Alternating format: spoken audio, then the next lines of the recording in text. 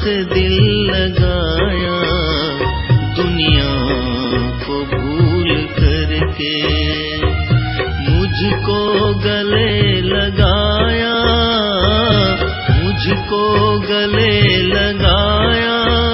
बाबा ने दिल भर के, बाबा ने दिल भर के, बाबा से दिल लगाया, दुनिया को भूल करके। बाबा से दिल लगाया, दुनिया को भूल करके।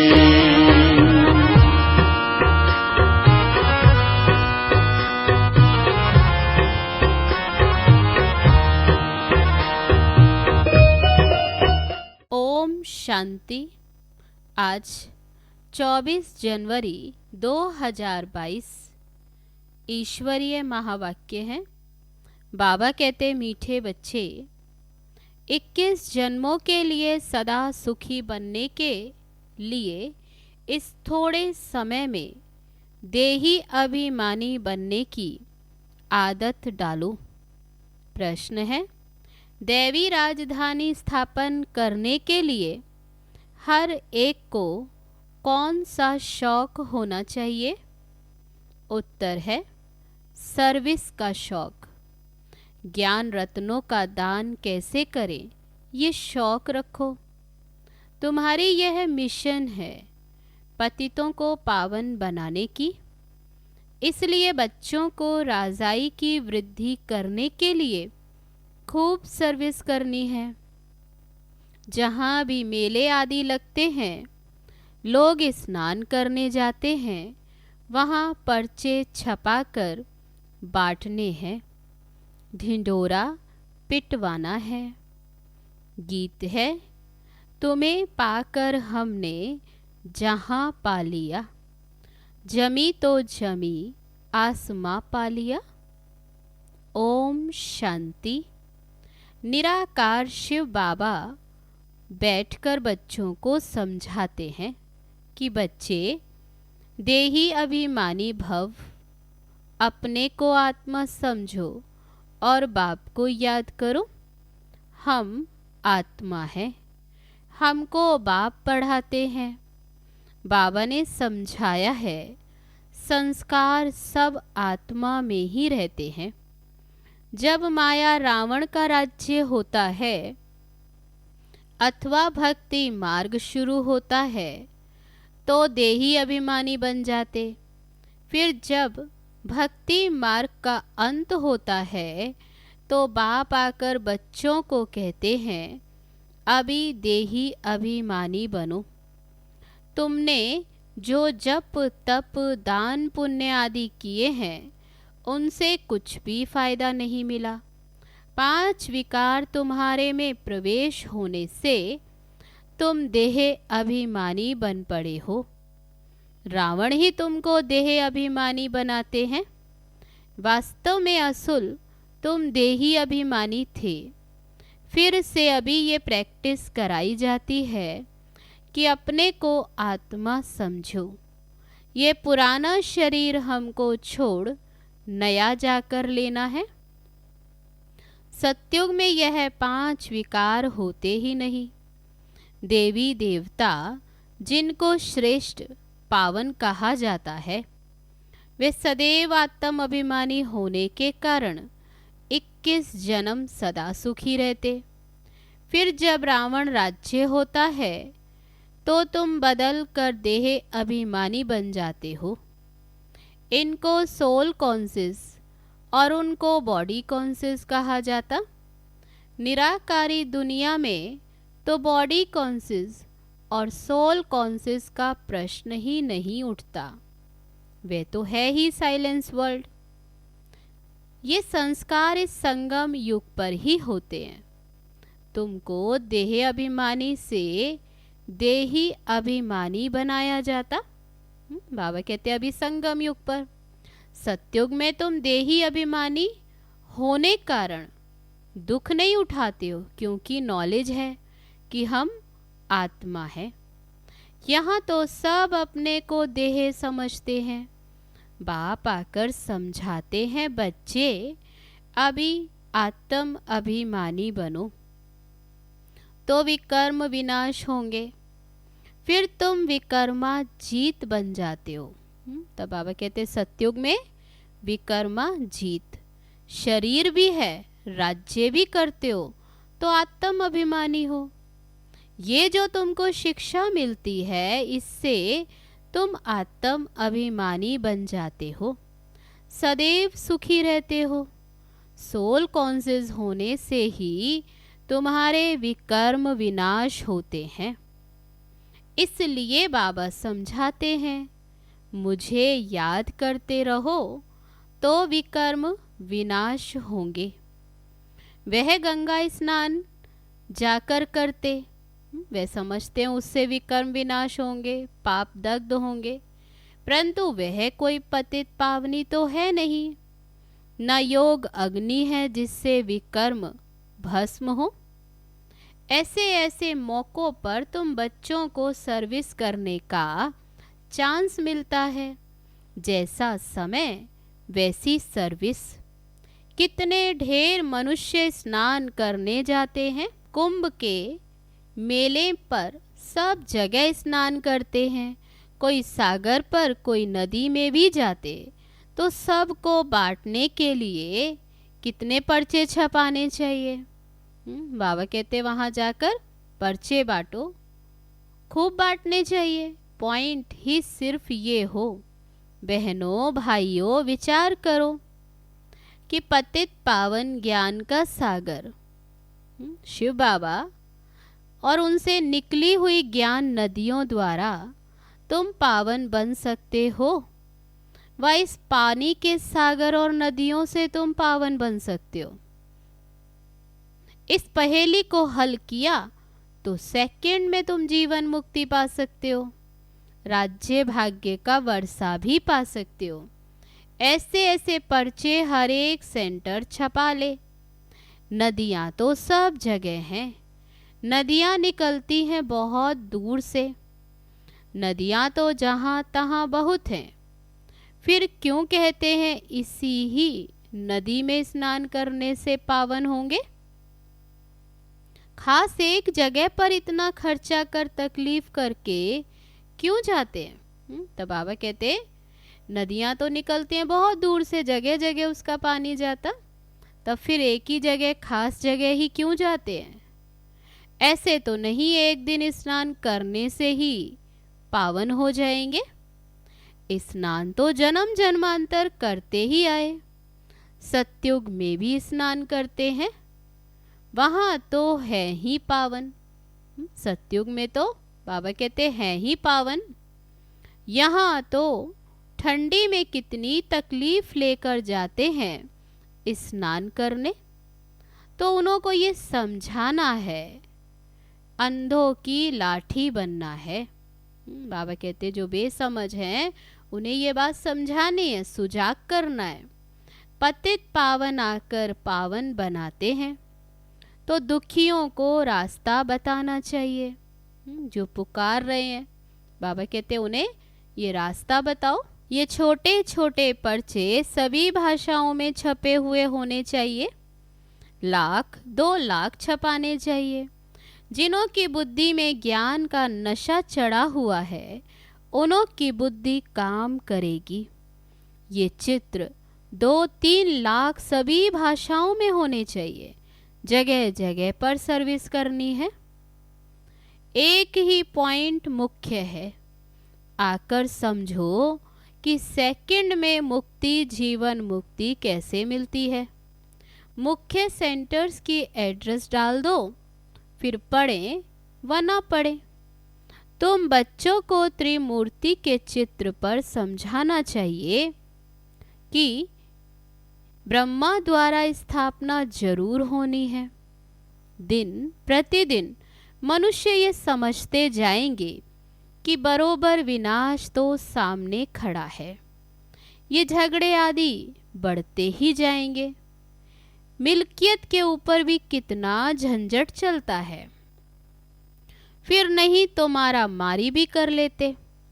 विनाश तो सामने है ही। जो अच्छी रीति गीता भागवत आदि पढ़े होंगे वे समझेंगे कि बरोबर ये तो पहले भी हुआ था। तो तुम बच्चों को अच्छी रीति समझाना चाहिए कि क्या पानी में स्नान करने से मनुष्य पतित से पावन बनेंगे व योग अग्नि से पावन बनेंगे। भगवानुवाच मुझे याद करने से ही तुम्हारे विकर्म विनाश होंगे। जहाँ जहाँ भी तुम्हारे सेंटर्स हैं तो विशेष मौके पर ऐसे पर्चे निकालने चाहिए। बाबा कहते कोई विशेष मौका हो तो ऐसे पर्चे छपाओ। मेले भी बहुत लगते हैं जिसमें ढेर मनुष्य आते, परंतु समझेंगे कोई मुश्किल ही। पर्चे बांटने के लिए भी बहुत चाहिए जो फिर समझा भी सके। ऐसी जगह खड़ा रहना चाहिए जहाँ से अनेक मनुष्य आए और उन्हें पर्चे दें। बाबा कहते हैं ऐसी जगह खड़ा करना चाहिए। ये है ज्ञान रतन। सर्विस का बहुत शौक रखना चाहिए। हम अपनी दैवी बादशाही स्थापन करते हैं ना। ये है ही मनुष्य को देवता अथवा पतित को पावन बनाने की मिशन। ये भी तुम लिख सकते हो कि बाप ने समझाया है मन मना भव। पतित पावन बेहद के बाप को याद करो तो विकर्म विनाश हो जाएंगे। यात्रा की पॉइंट भी तुम बच्चों को बार बार समझाई जाती है कि ये है रूहानी यात्रा। बाप को बार बार याद करो, सिमर सिमर सुख पाओ। कलय कलेश मिटे सब तन के, अर्थात तुम एवर हेल्दी बन जाएंगे। बाप ने मंत्र दिया है कि मुझे सिमरो, अर्थात मुझे याद करो। ऐसे नहीं कि शिव शिव बैठ सिमरो, कोई मुख से शिव शिव कहना है। बाबा कहते ऐसे नहीं। शिव के भक्त ऐसे शिव शिव कह माला जपते हैं। वास्तव में है रुद्र माला। शिव और सालीग्राम, ऊपर में है शिव, बाकी है छोटे छोटे दाने अर्थात आत्माएं। आत्मा इतनी छोटी बिंदी है, काले दानों की भी माला होती है। तो शिव की माला भी बनी हुई है। आत्मा को अपने बाप को ही याद करना है। बाकी मुख से कोई शिव शिव बोलना नहीं है। बाबा कहते शिव शिव कहने से फिर बुद्धि योग वह माला तरफ चला जाता। अर्थ तो कोई भी समझते नहीं। शिव शिव कहने से विकर्म थोड़े विनाश होंगे। माला फेरने वालों के पास यह ज्ञान नहीं है कि विकर्म तब विनाश होते जब संगम पर डायरेक्ट शिव बाबा आकर ये मंत्र देते हैं कि माँ में कम याद करो। तो अभी बाबा हमें इस संगम युग पर मंत्र देते हैं कि मुझे याद करो। बाकी तो कोई कितना भी बैठ मुख से शिव शिव कहे, विकर्म विनाश नहीं होंगे। काशी में भी जाकर कहते तो शिव काशी कहते रहते हैं। कहते हैं काशी में शिव का प्रभाव है। शिव के मंदिर तो बहुत हैं आलीशान बने हुए। ये सब है भक्ति मार्ग की सामग्री। तुम समझा सकते हो कि बेहद का बाप कहते हैं मेरे साथ योग लगाने से ही तुम पावन बनेंगे। बच्चों को सर्विस का शौक होना चाहिए। बाप कहते हैं मुझे पतितों को पावन बनाना है। तुम बच्चे भी पावन बनाने की सर्विस करो। पर्चे ले जाकर समझाओ, बोलो इनको अच्छी रीति पढ़ो। मौत तो सामने खड़ा है, ये है ही दुख धाम। अब ज्ञान स्नान एक ही बार करने से सेकंड में जीवन मुक्ति मिलती है।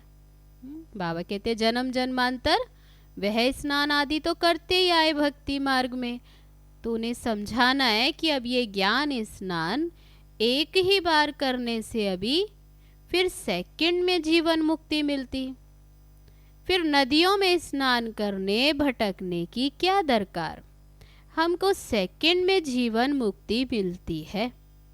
तब ढिंडोरा पिटवाते, नहीं तो कोई थोड़े ही ऐसे पर्चे छपवा सकते हैं। बच्चों को सर्विस का बहुत शौक होना चाहिए। पहेलियां भी जो बनवाई हैं वे सर्विस के लिए हैं। बहुत हैं जिनको सर्विस का शौक नहीं है, ध्यान में ही नहीं आता कि कैसे सर्विस करें। इसमें बड़ी अच्छी चमत्कारी बुद्धि चाहिए। जिनके पैरों में देह अभिमान की कड़ियां पड़ी हैं, जंजीरें पड़ी हैं, तो देही अभिमानी वे बन नहीं सकते। तो समझा जाता है ये क्या जाकर पद पाएंगे, तरस पड़ता है। सब सेंटर्स में देखा जाता कौन कौन पुरुषार्थ में तीखे जा रहे हैं। कोई तो अक के फूल भी हैं, कोई गुलाब के फूल हैं, हम फलाने फूल हैं। समझ सकते, हम बाबा की सर्विस नहीं करते तो समझना चाहिए हम अक के फूल जाकर बनेंगे। बाबा तो बहुत अच्छी रीति समझा रहे हैं, तुम हीरे जैसा बनने का पुरुषार्थ कर रहे हो। कोई तो फिर सच्चा हीरा है, कोई काले झुंझार भी हैं। हर एक को अपना ख्याल करना चाहिए। हमको हीरे जैसा बनना है तो अपने से पूछना है कि हम हीरे जैसा बने हैं। तो बाबा कहते खुद को चेक करना है, अपने से पूछना है कि हम हीरे जैसा बने हैं। अच्छा, मीठे मीठे सिक्की लदे बच्चों प्रति माता पिता बाप दादा का याद प्यार और गुड मॉर्निंग। रूहानी बाप की रूहानी बच्चों को नमस्ते।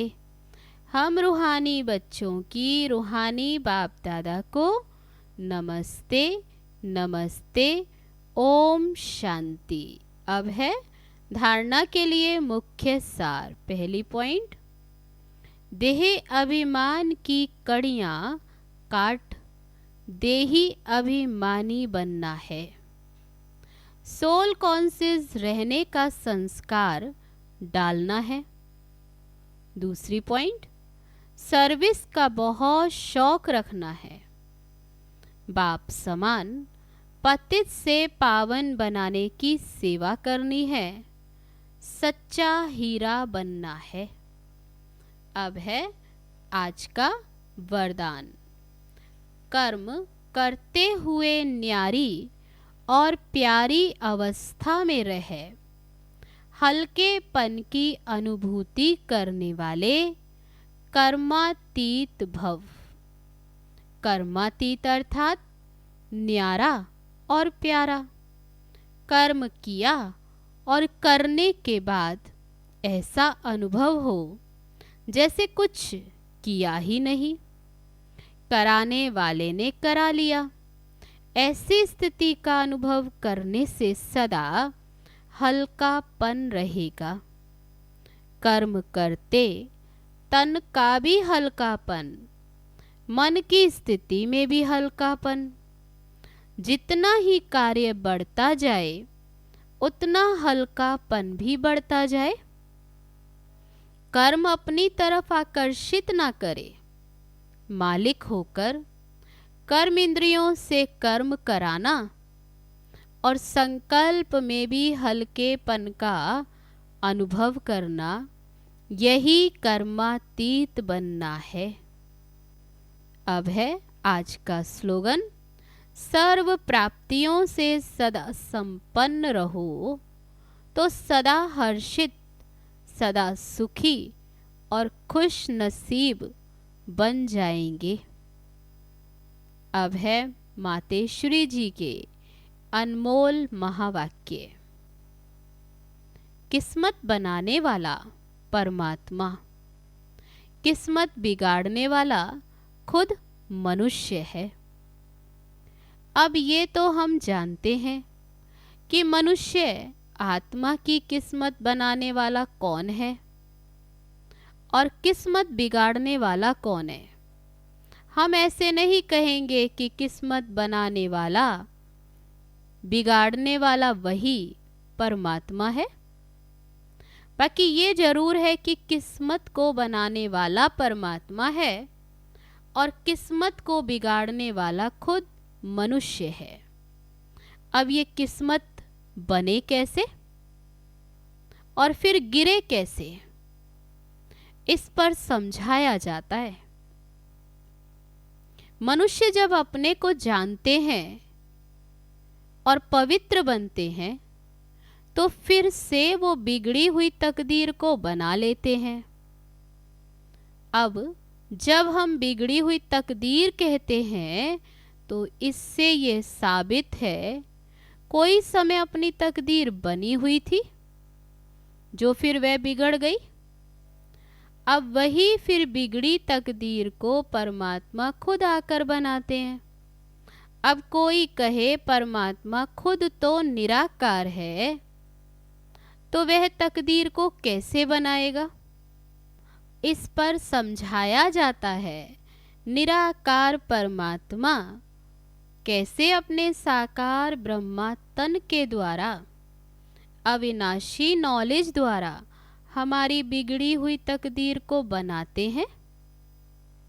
अब ये नॉलेज देना तो परमात्मा का काम है।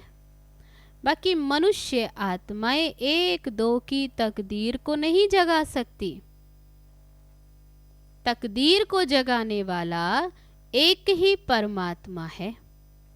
तभी तो उन्हों का यादगार मंदिर कायम है।